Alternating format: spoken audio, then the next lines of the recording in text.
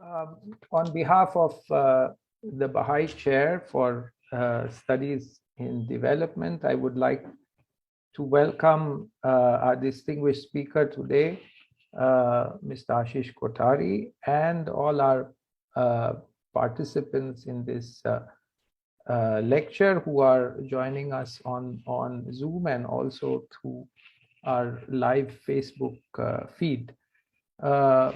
Our lecture today is on the theme of environment, development, and alternatives towards sustainability. We, of course, know the pressing relevance and urgent need for a dialogue on the theme of preserving the environment and the question of development and how one reconciles these seeming imperatives, and especially in the context of India, which is right there in the middle of these various forces which are pushing the world towards a seeming decisive point where humanity will have to make a U-turn in the direction that development is taking. And we have probably one of the best people we could get to speak to us on this theme. All of us know Mr. 𝗚cｉ Kothari. He has spoken to us earlier on one of our earlier spaces that we created. 𝗚cｉ is a co-founder of 𝗘𝗶𝗹𝗀𝗀𝗀, an Indian environmental non-governmental organization. He coordinates 𝗘𝗶𝗹𝗀𝗀𝗀's programs on alternatives. He is a renowned author and editor of over 30 books, including Churning the Earth, Making of Global India, Alternative Futures, India Unshackled, and Pluriverse, a post-development dictionary, in addition to over 400 articles. Without taking more time, I'd like to request 𝗚cｉ to begin his address. Before that, I would also like to mention that after he finishes making his comments, we will have time to share the comments from the participants and questions that they have with him. So please post your comments and questions in the Q&A box, and they will be taken up once the presentation is over. 𝗚cｉ, over to you. Thank you, Arash. Namaste, Zindabad. Everybody, thank you to the Baha'i Chair on Development Studies and the university for this opportunity. I will, since our time is short, I will get straight into the presentation. I'll speak about half an hour, so we have hopefully 20-30 minutes for discussion. Just tell me if you're able to see this full screen. It's okay, yeah. Okay, so the theme, as already announced, is environment and development, and then looking at alternatives that take us towards sustainability, justice, and equality. I will do this in three parts. The first part will look at the current crises that we are in, but I'll do that in brief because I think most of us are aware of the kinds of problems we are facing, but it helps to set that as context. The second part, I will look at the kinds of responses that people are giving, especially on the ground, in terms of alternatives. And the third part is building on those responses. What is the kind of society that we can work towards? So what some people are already working towards, what more do we need to do to work towards actually achieving equality, justice, and sustainability? Now, we all know that India has had a period of very impressive growth rates, especially since the 1990s, amongst the world's highest rates of growth. And if you look at the sort of normal economic indicators, we have apparently been doing pretty well over the last few decades. But there is the other side of the picture, which is that this dominant vision of development that has kind of come to us more or less from the West and has been accepted with some modifications, of course, is also a form of advertisement, which talks about how nature is a barrier and we need to be ripping through jungles in Indonesia, moving the earth in India to lay pipelines. So this is, of course, this ad is from a long time back, 25, 30 years back, but the dominant vision of development is still very much this. If you look at, for instance, the latest in the name of development, which is a 70,000 crore rupee project in the Nicobars, which is going to come at the expense of a huge chunk of very valuable, amongst the richest biodiversity, richest forests in the country, and also at the expense of a tribal reserve, in the name of development. So there is that violence against nature, but it's also violence against people who are most heavily dependent on nature for their livelihoods, their survival, their culture, such as Adivasis, pastoralists, small-scale farmers, fishing communities, etc. And in a sense, against all of us, because if we are living in New Delhi, for instance, our chances of knocking off 5 to 10 years of our life are much higher than if you were living in a relatively so-called undeveloped part of the earth where there isn't that level of air pollution or heavy levels of mercury and air pollution and water pollution, etc. So it's violence against all of us in some ways or the other. I don't want to bore you with too many statistics, but here's a few of the kinds of ecological impacts that we've seen over the last, in the case of forests, over the last couple of 100 years, with colonial control over our forests and expansion of commercial forestry continuing after independence, and with other aspects of ecology, especially even after independence, the kind of damage that we have done to natural ecosystems, to wildlife living in those ecosystems, and to communities, as I said, who are most dependent on these ecosystems. We also are now facing what Arash was pointing to, possibly the world's most serious crisis, which is climate. And this is not something that is coming, it's already there. We are already facing the consequences of this across India and across the world, and with very severe consequences on communities. For instance, here you can see Ladakh, where glaciers are receding. The villages that are most dependent on those glaciers for their water source are no longer able to get water. So actually many are thinking of shifting down toward nearer the rivers or moving away.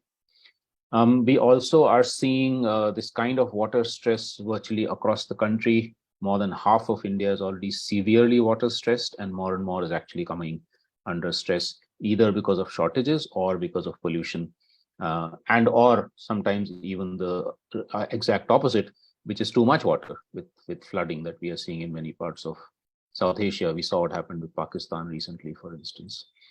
But this is a model of development which is not just creating this form of damage, but also severely increasing inequalities within our society, economic and other forms of inequalities. So here you see, I think the latest figures show that the richest 10% are now have nearly 60% of our national income. The poorest 10% have less than 0.01% of our national income. So you actually see these inequalities have been increasing rather than decreasing as a result of this model of development. And also what we see is that it is a model of development which is so singularly focused on achieving economic growth at any cost that people who dissent, who object, who say we don't want to give our lands, we will not give our forests, or ecologists like myself who say that this is what's happening, for instance, right now in the Nicobar is sheer devastation. We all get charged with being anti-development, anti-national, even seditionist. These five young people who you see on the screen, three of whom were supporting the farmers' movement, two of whom were part of climate justice movements, were all charged last year with sedition or other such things, and were imprisoned or threatened with imprisonment simply for raising a voice. They were not going around killing people. They were simply raising their voice of objection to this form of destructive development.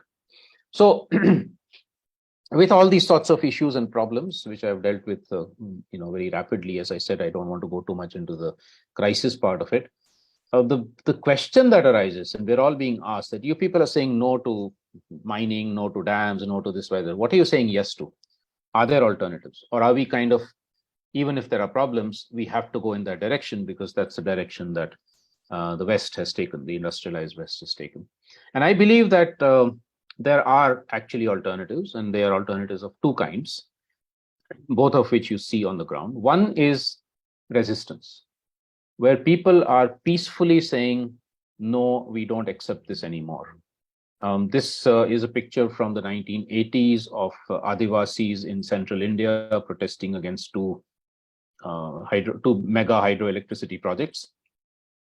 And what was very interesting there, when I was there talking to these people, what they were saying was that we don't want to be displaced, we don't want our lands and forests to be submerged by these dams, but also that for the government, this river is about electricity.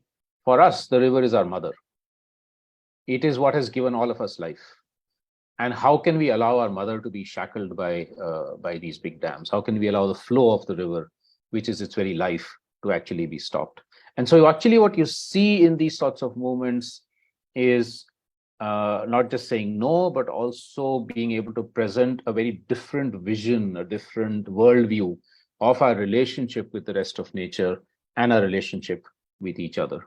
And actually, we see this in satyagraha or protest movements all over the world.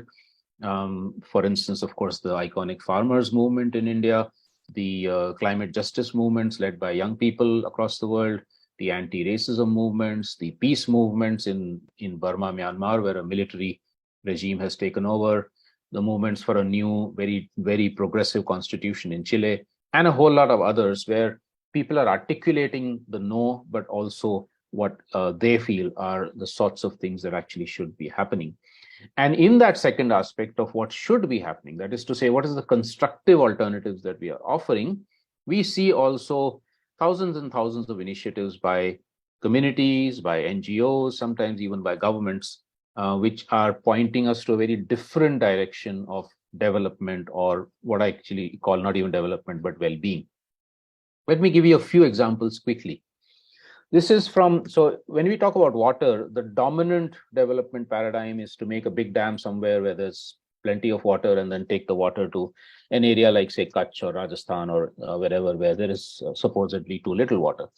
Now, here in Kutch, more than 100 villages have actually shown that we don't need the water from the Narmada Dam by displacing 100,000 people, which is what you're doing. We can, even with the lowest rainfall in India, we can make sure that every drop is harvested, stored, managed properly. Nobody is allowed to overuse or misuse the water. And through that, we have water self-sufficiency in these 100 to 150 villages, right? So and these are much cheaper options. They're options that are controlled by the local community using both traditional knowledge of water, but also maybe modern hydrological knowledge, and putting these things together. In Ladakh, there are some interesting innovations on what they call ice stupas, trying to solve the problems of water where, for instance, glaciers have receded, and many other such examples from across the country. Then, if you take food as a thing, now with food, the dominant development ideology has been the Green Revolution. You bring in hybrid seeds, you bring in chemical fertilizers, chemical pesticides, credit for farmers, etc. That's the model since the 1960s. And that's a model that has, of course, increased food production, but it has also created enormous dependence of farmers on the government, or now increasingly on corporations. Also destroyed the land, so that you now have this crisis in Haryana and Punjab, where land productivity is plummeting and people are getting cancer. And of course, it creates a huge hotbed of unrest, as we see there and elsewhere. So what's the alternative? Here's one example. These are 5,000 Dalit women farmers in Telangana who were facing similar problems till about 30 years back. And as you can imagine, as Dalits and women, they face special marginalization and discrimination. They formed sanghas, or women's committees, in about 75 villages, and then federated across these 75 villages into this organization called DDS, Deccan Development Society. They made grain banks in every one of the villages, so the farmers would have access to seeds to sow. They created a local public distribution system parallel to the government one. They fought for land rights for women, which is very unusual in India, and a whole bunch of other actions through which, in fact, that's also one of the few places where the agricultural science station, the 𝗓𝗃 Vigyana Kendra, is run collectively by farmers set in by the government, but also the Dalit women farmers. And through all of this, they've actually not just created food security for these 5,000 families, but what they call food sovereignty, which means complete control by the community of everything to do with food, the seeds, the knowledge, the water, the land. So no dependence on the government, no dependence on corporations. And I can tell you during the COVID pandemic, this community was way more secure with regard to food and local livelihoods and health than many other communities in India, which had become totally dependent on outside systems. Move to an example from an urban situation. This is the town of Bhuj in Kutch, where again, we're talking about the lowest rainfall in India, but several colonies have become self-sufficient in doing proper harvesting and management of the water, but also moving towards local housing, to looking at energy and waste issues, and basically saying that why in a city should we be dependent only on bureaucrats and corporators and municipal authorities to plan for the city? We should all be part of the planning. We should be part of decision making for what happens in our colonies. Why should we be outsourcing that to somebody else?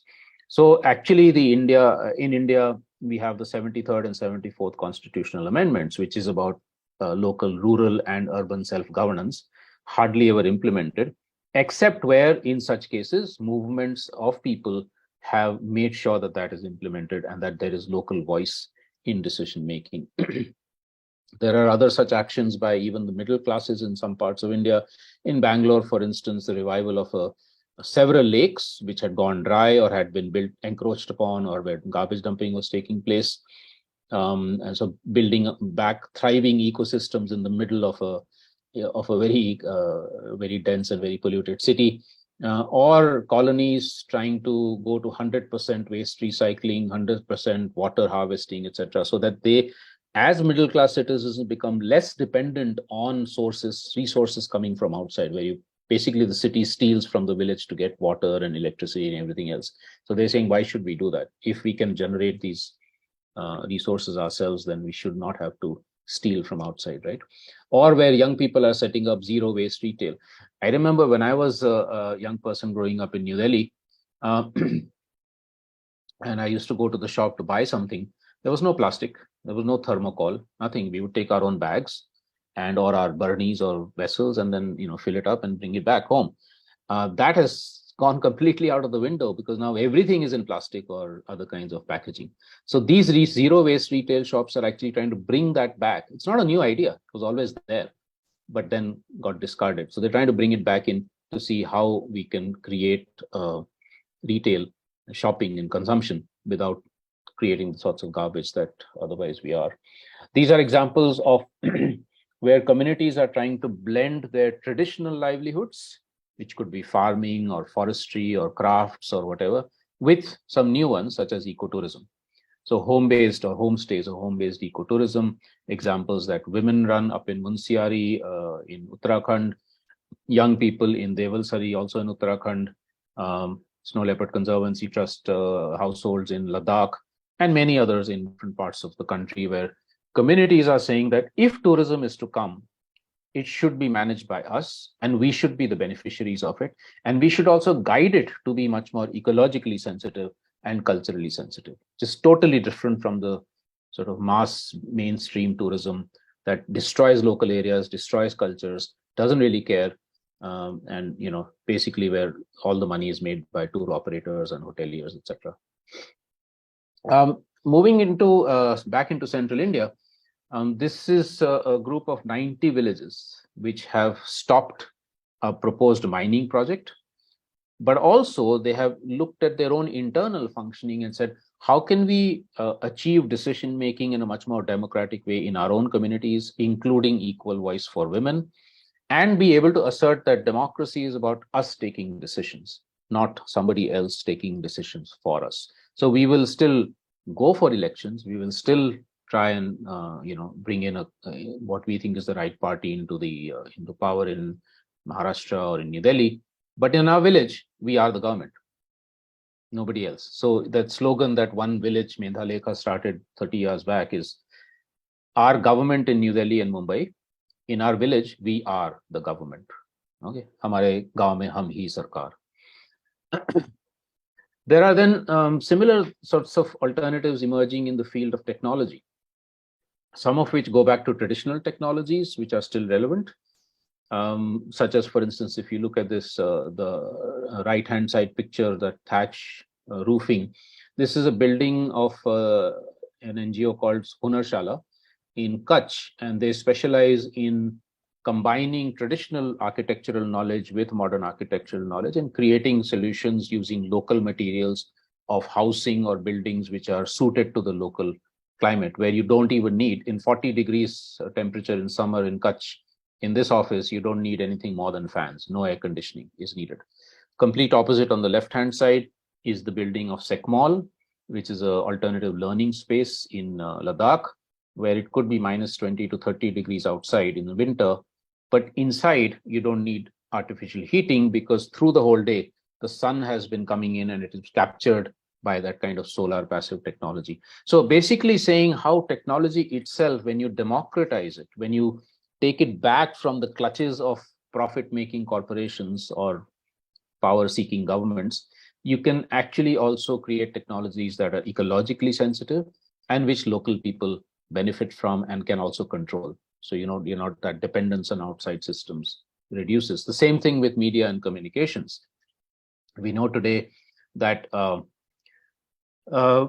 kinds of media, the mainstream media, including the so-called social media, is heavily controlled by companies or governments. You see what's happening with Twitter, for instance, right now, right?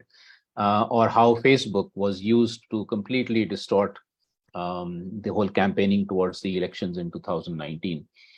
So instead of that, what people are saying is, of course, we have to try and continue to make those media and communications much more accountable, but we also need our alternative media spaces. So these are some examples.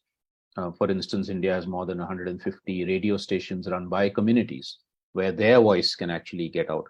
If you remember the example I gave you of the Dalit women farmers and their agricultural revolution, they also run a radio station, which is the bottom right-hand picture that you see there.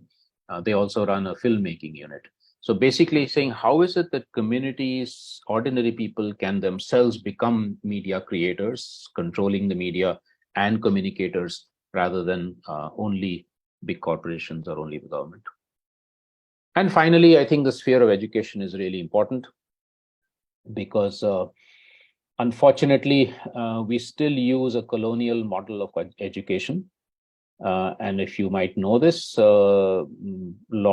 so-called Lord Macaulay, who set in the education system in India more than 100 years back, his aim in setting this model of education in was to help Britain continue to rule India by brainwashing all of us.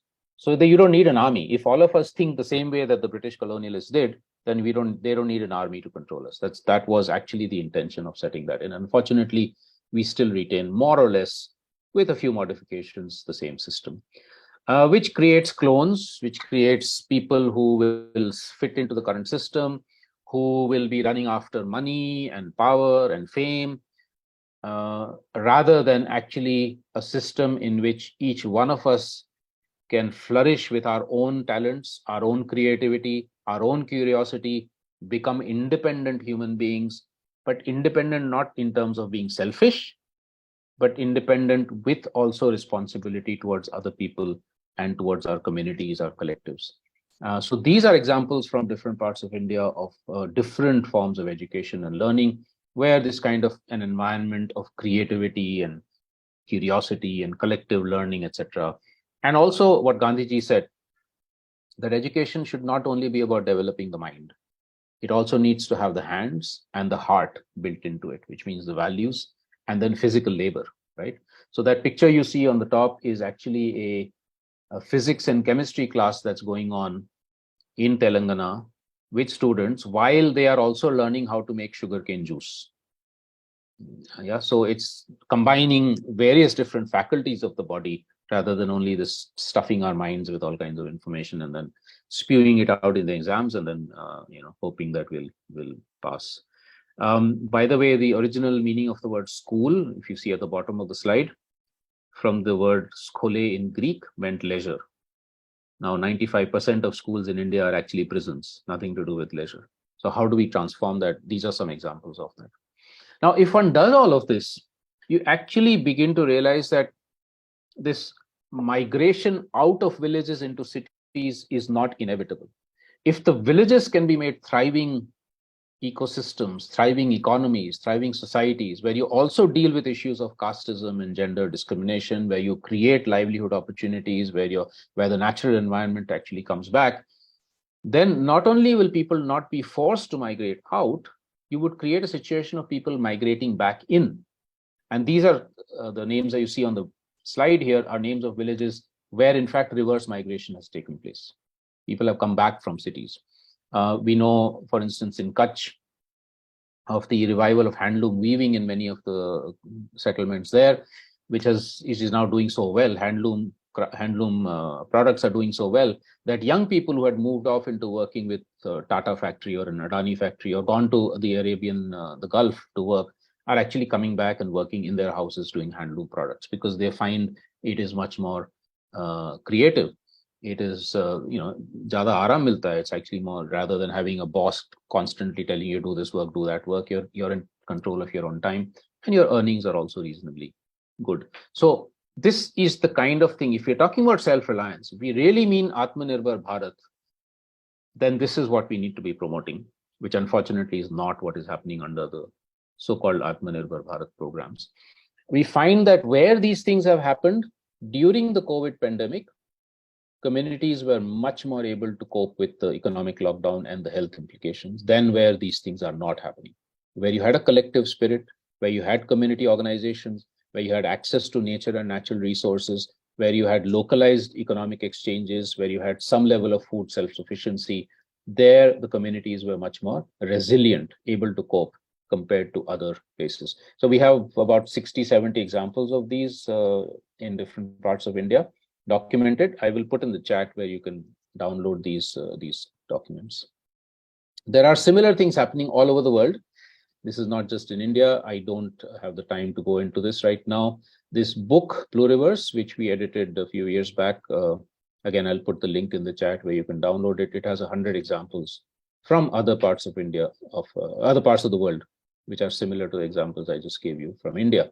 By the way, if any of you feels that this map is upside down, I think it's worth its own discussion, which is that the maps we think are normal are actually maps created during the colonial period.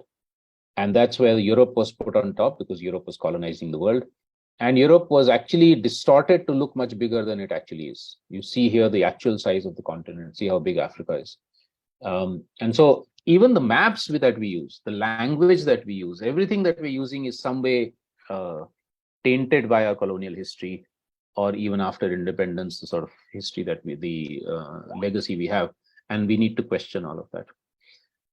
Okay, I'm going to go straight into the last part now. I'll skip this. These are examples from Europe of urban situations where young people are doing some amazing businesses which are in a non-capitalist form. They're earning, but they're not wanting huge profits.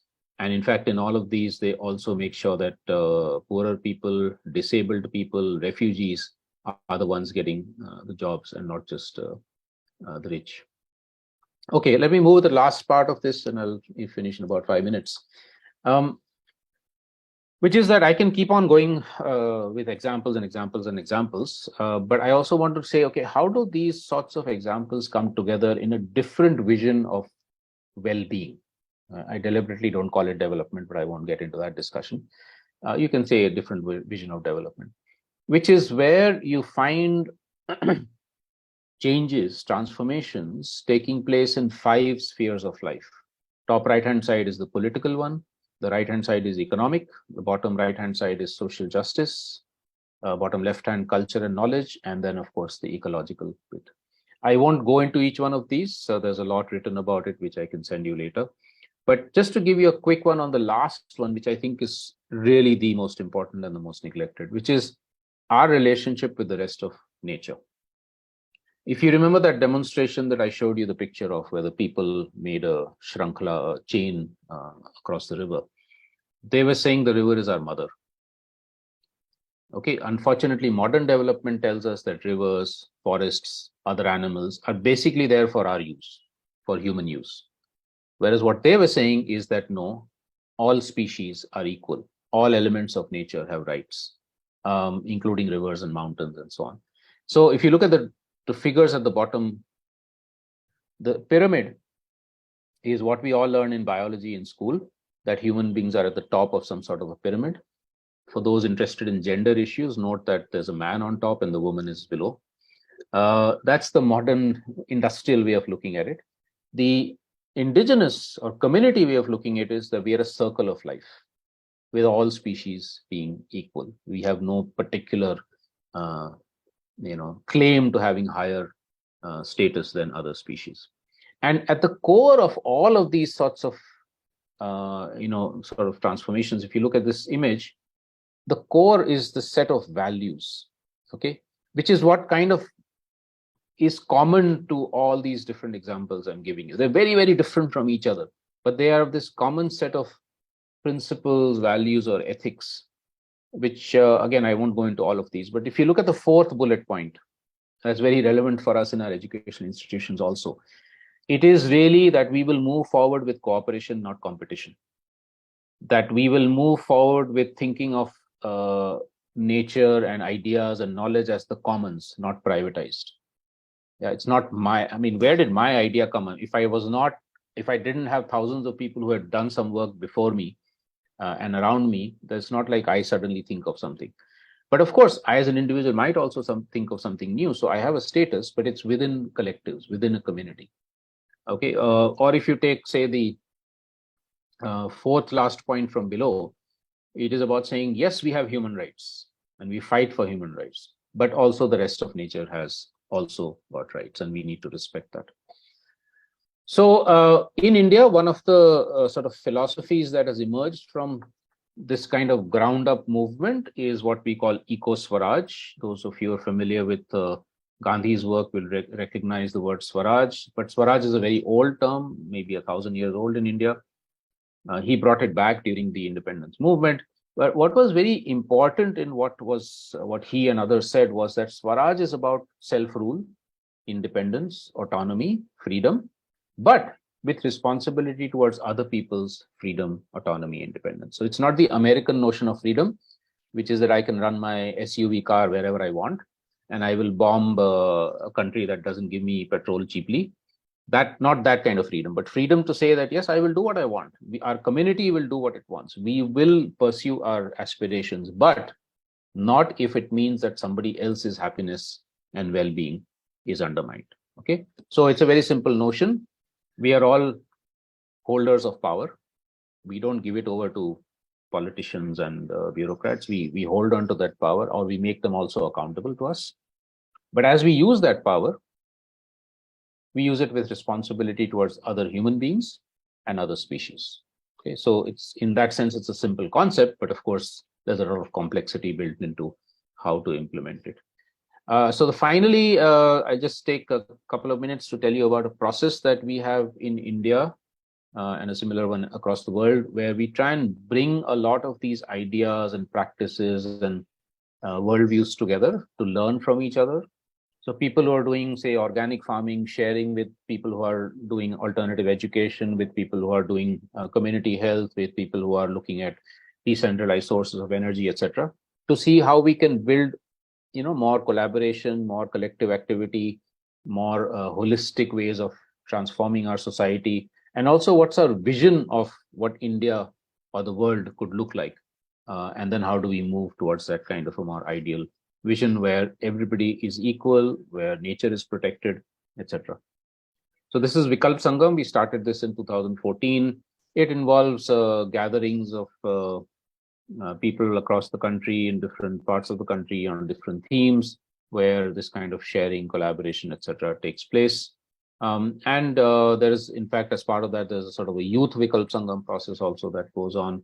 So many of you young people, if you'd like to be involved, you can let me know. We also have a website which puts together stories of positive transformation. If ever during or after your exam you're feeling depressed, please stop everything and go to this website. I think you'll cheer up a bit because there's a lot of good news there. There's about 2,000 stories of positive transformation already there, and many more are going up every 2-3 days. So there is, in the midst of all the doom and gloom, there are signs of hope. And these are some books that we have produced which have case studies or stories of this kind of positive transformation. All of these are available for free PDF download, and I'll put the links in the chat as soon as I finish. So finally, what is it that students and faculty can do? What, for instance, can happen through a university or in a university? I think it's very important for us to firstly try and understand the complex interrelations between whatever our subject is. If we're doing biology or sociology or economics or whatever we're doing, it is connected to other disciplines, and because our lives are integrated, we don't live only economics, only sociology, only biology, right, in our daily lives. So how do we look at those interconnections both through the studies but also in real life? How do we think of communities also as being our teachers? You know, the people who have created these revolutions, many of the Dalit women farmers who now are able to feed a family of 10 people with only 2 acres of land in dry land with organic farming. She can't read or write, but she's an incredible teacher of agriculture. You might have similar people in forests who can teach us biology, field biology, similar people for crafts, or music, etc. So let's think of not only our PhDs, people like Arash, of course, who are great teachers, but also people who we normally don't think of as teachers. How do we bring them in and give them that status and learn from them, right? And then, of course, wherever we are, at our hometowns, our villages, wherever we are, in our own campus, how do we learn more about these things, and how do we begin to help with changing that? In our own campus, for instance, are we ecologically sensitive? Is the university campus sensitive? Does it do its own water harvesting? Does it use renewable energy? How does it manage its waste? All of these things are what students can also be asking questions about, and faculty can be helping to create a model university, for instance, that can show the world that, yes, we can actually be 100% ecologically sensitive, but also sensitive to social issues. Do we have gender diversity in that? Do we have, do we make sure that those who are most marginalized in our society, the Dalits, the landless, etc., are given equal opportunity? Those are the sorts of things we can work on much more. So with that, I'd like to end. I'm sorry, this has been a very rapid presentation of sometimes very complex issues, but I'm happy to be part of a discussion now and also continue dialogue with any of you subsequent to this session. That's my email ID. Thank you. And Arash, what I'll do is I'll send you this presentation. Please feel free to share it with faculty and students as you wish. Thank you so much, Ashish. So there are a few questions. I think there will be more going forward. But before taking the questions from participants, I had a question of my own, which I wanted to put out. So,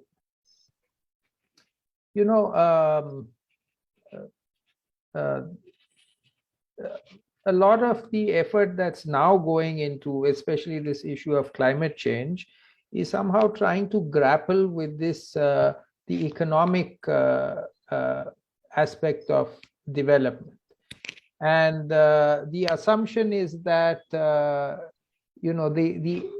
engine of economic growth cannot slow down.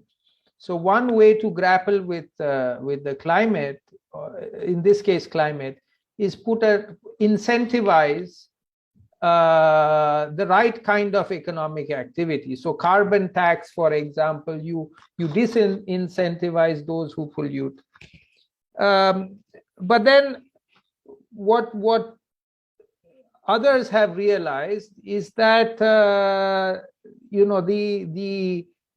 the system that promotes endless economic growth is just too strong to be reined in by capitalism itself. In other words, you can't use the tools of capitalism to solve a problem which capitalism itself has created. So then there are, of course, the degrowth movement and the idea that we just can't ride this tiger of endless economic growth without having it devour us in the end. So the question is, while we see all these very heartening developments all over the world and in India as well, and we are moving towards solutions, the problem is the system that has created the problem is moving forward at such a fast pace that however much we keep incrementally improving, the problem keeps getting much bigger.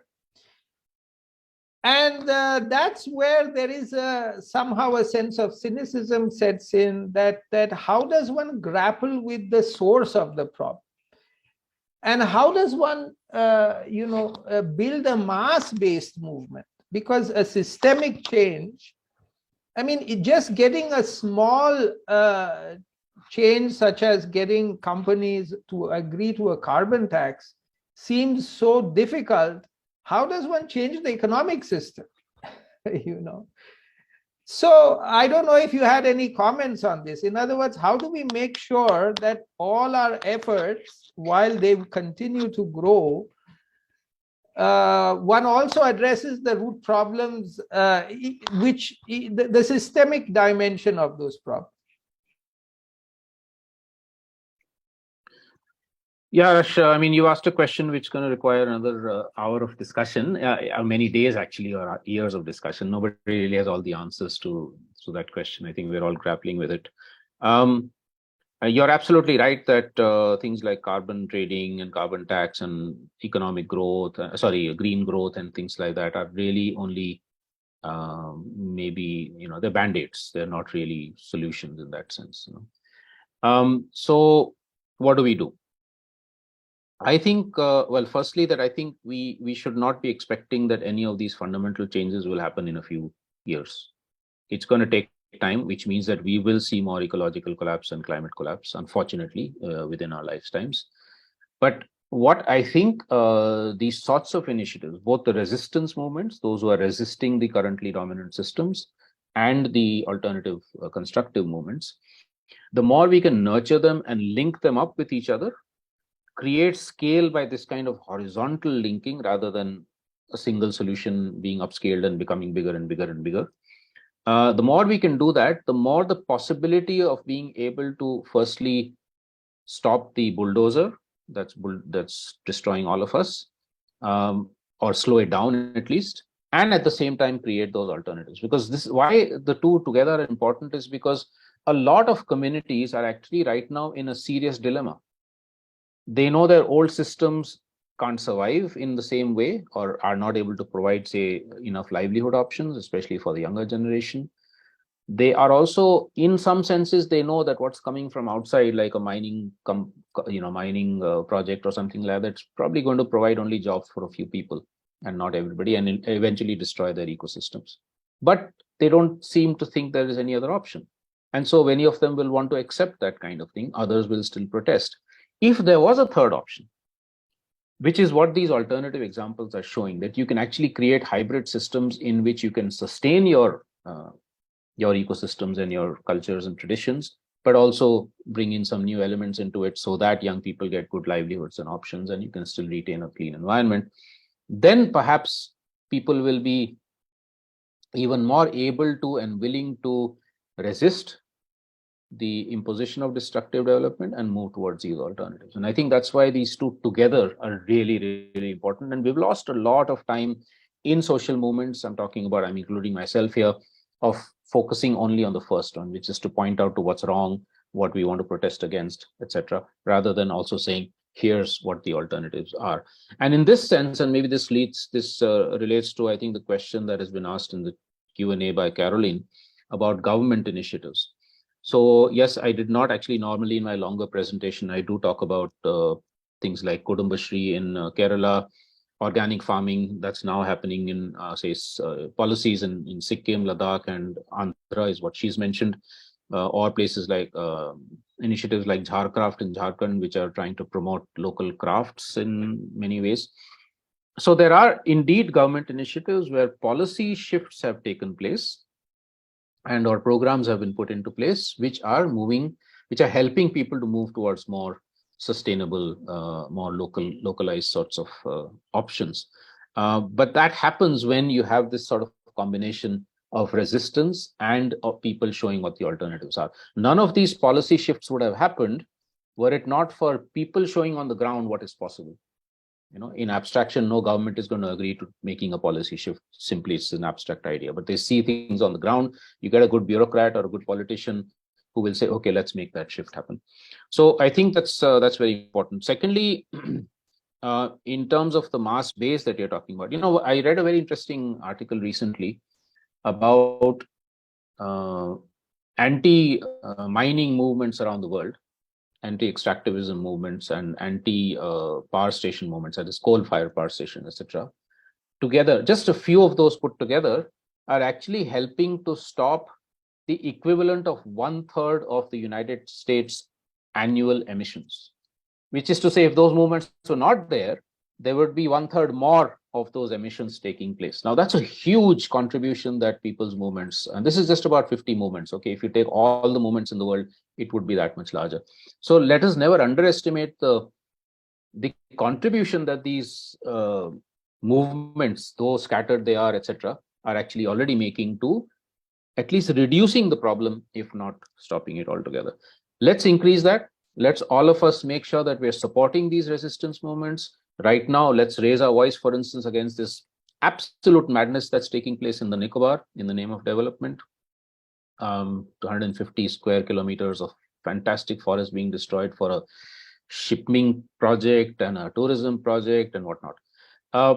And the more we all combine to raise the voice and not be scared of raising our voices, the more I think this kind of systemic change is likely to take place. I'll just give a quick example from a parallel thing, which is the anti-colonialism movement and the women's movement. 150 years back, if somebody had said that you will not be able to defeat England was ruling half the earth, the sun never sets on the British Empire, that famous quote, we would have said, yeah, there's no way we can actually defeat that mighty empire. But within the space of the last part of the 19th century and the early part of the 20th century, most colonial powers were actually thrown out in a very short time span, given that colonialism was on for 500 years, right? Same with patriarchy and the women's movement. Patriarchy has been around for a few hundred or maybe a few thousand years. But in the last 100 years, with a few individual women here and there and small groups of women here and there across the world starting to say, no, we want equal rights, today the situation is very different. It's not that patriarchy is gone. I mean, it's still very much there. But it is there's much more space created for women, by women, through these decentralized movements, which have coalesced into some kind of a coherent narrative, coherent argument, a moral and ethical argument, along with the actions on the ground. So I'm just hoping that something similar will happen with the ecological movement and so on. Can I, I've been reading some of the Q&A questions. If you can take the questions, please go ahead. So, Caroline, I've already responded to yours. So you're right, there are indeed government initiatives. I just named, apart from yours, also Kerala, 𝗏𝗵𝗶𝗀𝗏 and Jharkhand in Jharkhand, and there's many others. But the only thing I would like to add as a quick, what should I say, caveat there, is that a lot of government initiatives, well-intentioned as they are, come in with very uniform prescriptions. So they will find a good solution somewhere and they'll say, okay, let's put the same solution across the whole state in 5,000 villages, right? They don't necessarily go through a process because they're in a hurry. They might not get elected next time. So they want to finish everything in 5 years or 4 years. And that actually defeats the purpose, because all these successful examples actually have had not a project orientation, but a process orientation. You need to build the capacity. You need to create the self-confidence. There's all sorts of things that need to happen. So that's the only caveat I would put there. But nevertheless, yes, indeed, government policies can and have been helpful in some cases. Deepa's question about indigenous and aboriginal people being displaced. How do we prevent this? Support the movements, Deepa. That's the only way to do it. If all of us who have our privileges being in our educational institutions or sitting in our cities If we raise our voices, if we're there on the ground with them, that is the only way to stop displacement, because they're not supposed to be displaced. The constitution has safeguards for Adivasi peoples. The Forest Rights Act, the Panchayat Extension to Scheduled Areas Act 1996, all supposed to have safeguards for Adivasis not to be forcibly displaced if they object. But it is happening because the power of the corporations and of the government is like that. And that's why we need to build the counter power, which is of the people themselves, but also people like us supporting them through court cases, through whatever means we can, through writing about it, through researching about it, through providing them the tools of proper protest, etc. Anonymous attendee says, difference in our treatment of the cow as a mother, river as a mother. Yeah, absolutely right. Share the presentation. Yeah, that we'll do. Okay, one more is African nations today are looking at industrial development as a means to move away from poverty. My concern is, will there be a system where development is linked directly to sustainable methods? Okay, so I think the same response really, that it's not just Africa, across the whole global south, including in India, we are still following that model of industrial development to supposedly move us out of poverty. But we need to look more and more at alternatives. Even in Africa, there are now many movements, such as Africa Rising and the women, that is Women Against Extractivism, the Africa Youth Alliance, many others that are actually trying to firstly resist, but also say that actually we have our own answers, we have our own solutions, we have our own technologies. We will learn from outside, but at our own, for what we think is appropriate. And through that, actually create the alternatives. So I just think we need more documentation of these, and we need to be able to network with these African movements also much better to be able to make that narrative and that practice on the ground much stronger, and really challenge this notion of industrial development. It's not going to move people out of poverty. It's actually pushing people into many forms of poverty in different ways. Okay, there's somebody called RS. In some senses, the mainstreaming of environmental concerns itself furthers capitalist accumulation by creating markets for conservation, carbon credit, state, etc. Yeah, no, you're right. In fact, environment, any of the arguments we make can be co-opted by the market system or by the government. Worldviews such as Swaraj, or in Latin America, Buen Vivir, which are indigenous worldviews or local worldviews, with rooting in their own cultures, have been co-opted by the state or by corporations.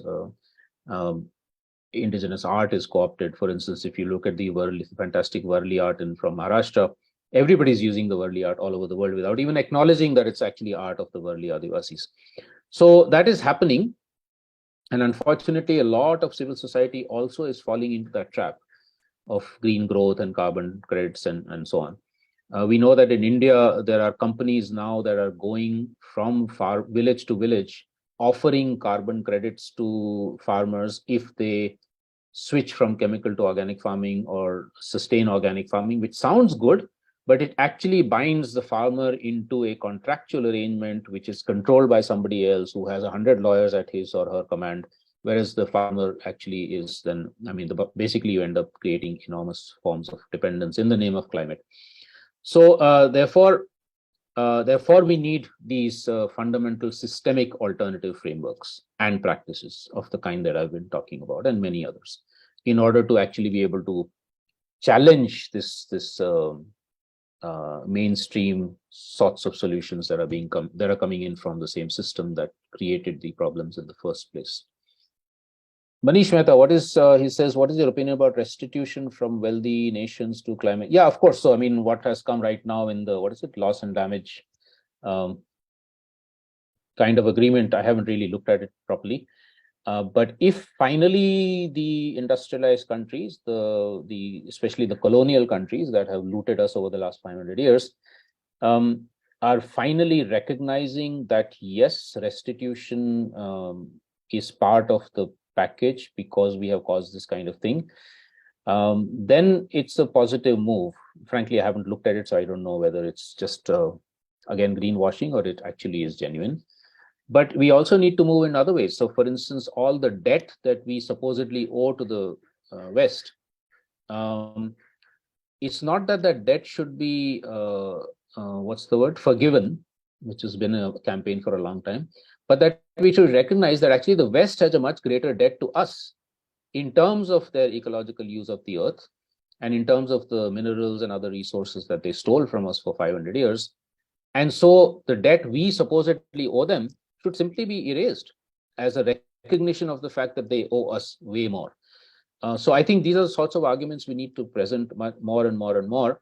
The only, again, a little bit of difference of opinion I do have sometimes with many of my own colleagues on this is that while we must make that demand of reparations and that money must flow, that cannot be the most important solution.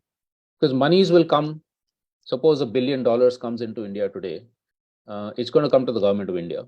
And if the government of India is also still oriented in the same direction, is that money really going to go into proper adaptation and mitigation, or is it going to be used in other ways, is a huge question. So that reparation stuff has to happen also with the systemic fundamental changes of what is democracy and what is the economy. Otherwise, it is just that much more money in the hands of the rich.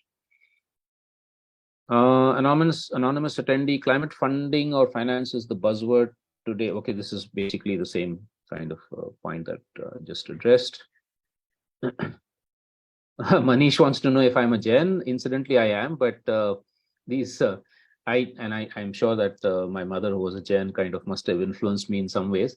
But my notions of nonviolence actually come from also a whole bunch of other traditions, including and actually I would say especially the on-ground people's movements in the last 40 years, who have been explicitly nonviolent, and so there's a sort of maybe a Gandhian lineage there, and there could also be lineages from Jain philosophy, Buddhist philosophy, some elements of Hindu philosophy, etc., coming into many of those movements. So I am a Jain, but I don't think my notions of nonviolence come only from there.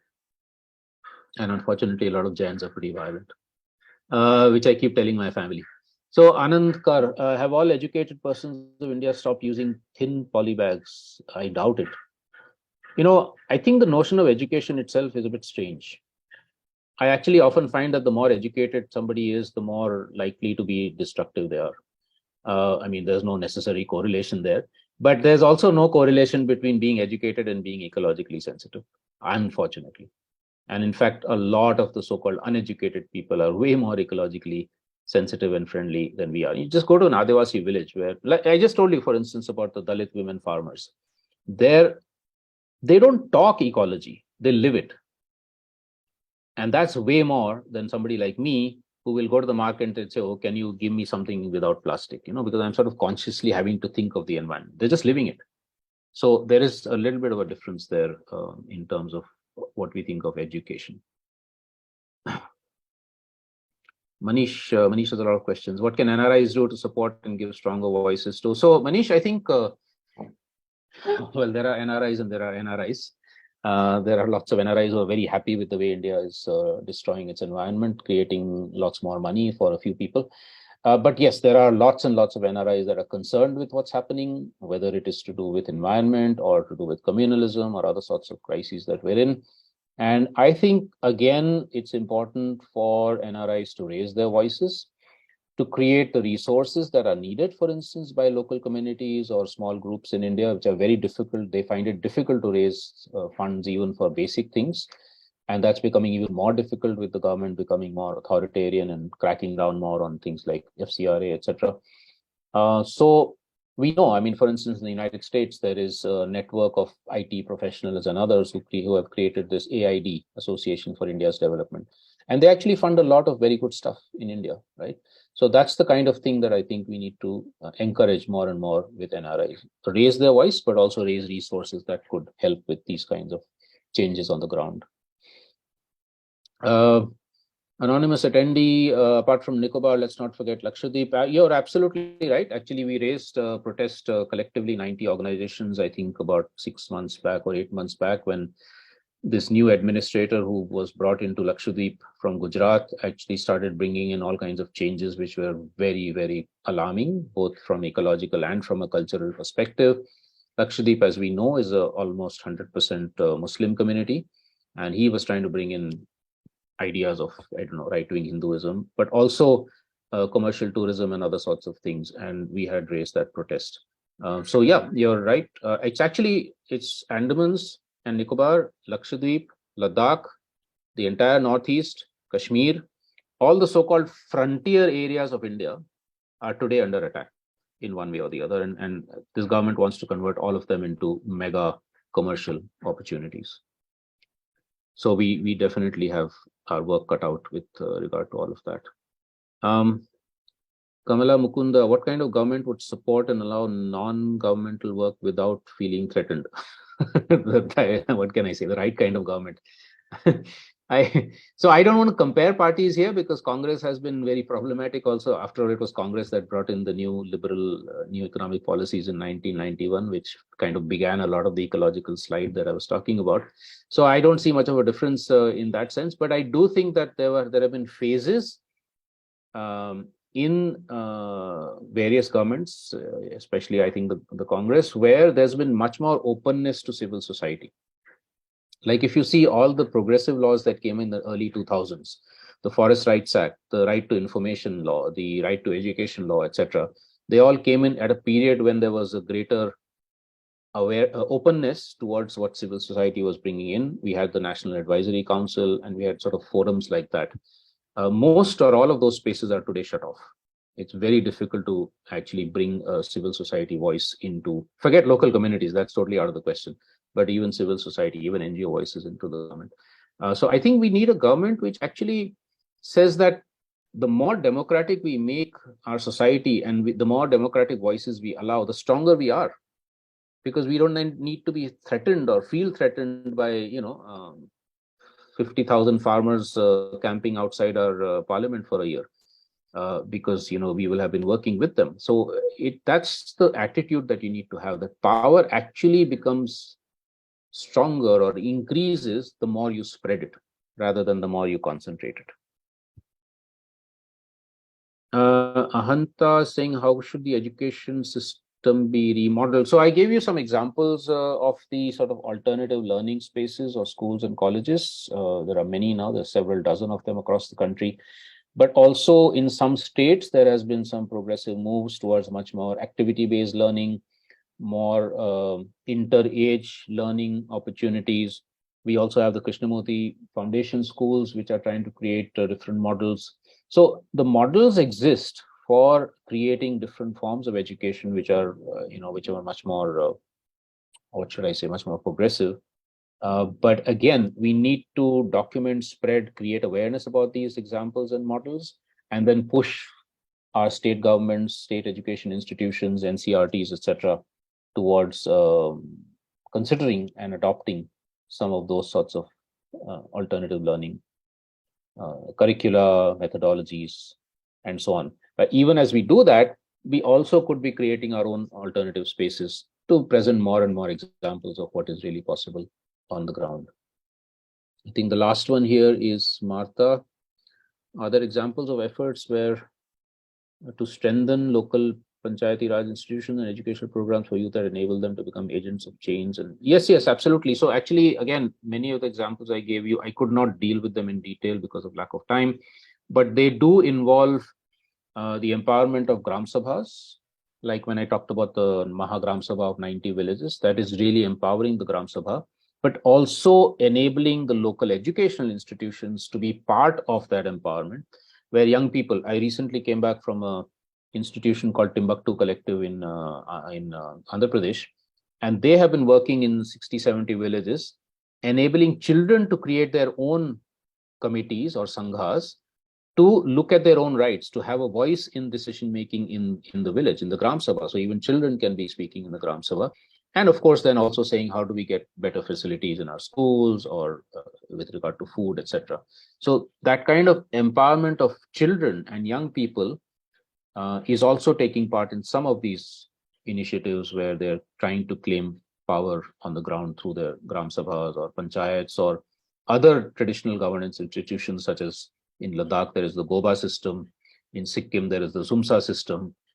In Nagaland, there is the Gaon Buddhas. So there's a lot of traditional governance systems also which people are trying to sustain or revive in different ways to be able to create that kind of local voice and local spaces for change and transformation. All right, I think I've dealt with Thank you so much, Ashish. This was really very thought-provoking, and I think all of us, on behalf of the participants, I would like to thank you for your time, and also, of course, thank our participants for their very thought-provoking questions. As Ashish had mentioned, and he shared his email, we can also share. We will, of course, share the recording of this webinar, this lecture with you, so you will have recourse to the presentation, and you can go back and of course reach out to 𝗵𝗶𝗀𝗃𝗃𝗀. Unfortunately, we have run out of our scheduled 1 hour. We'd love to have more. Can I sorry, Arash, can I put all the links somewhere? I don't know where to put them. In the Q&A, because I don't see a chat message. Huh? You can put it in the Q&A, yeah. So I just type answer, or what do I do? Do you have that option? I don't know if it's no, there's no option for raising. If you send it to me, I can forward it to the participant. Okay, or you can see it now. I just typed an answer to the last question. Okay, which I don't know, maybe you're able to see. Yeah, you can see. So that's all the, I don't know if it's available to all the participants, but or otherwise you can circulate these later. So these are all the links to documents I spoke about. Thank you again, and we hope we will have a chance to collaborate again in the future. And this is in a sense, we have you have helped us in a sense develop a narrative of a collective movement, which is not wishful thinking, but is actually grounded in so many initiatives, which in a sense, in one sense, is the collective heritage of all of us, and we can see ourselves as protagonists contributing to one common purpose, one common movement. Thank you, friends. Thank you so much, Ashish. Thanks a lot. Thank you to everybody. Thanks. Take care.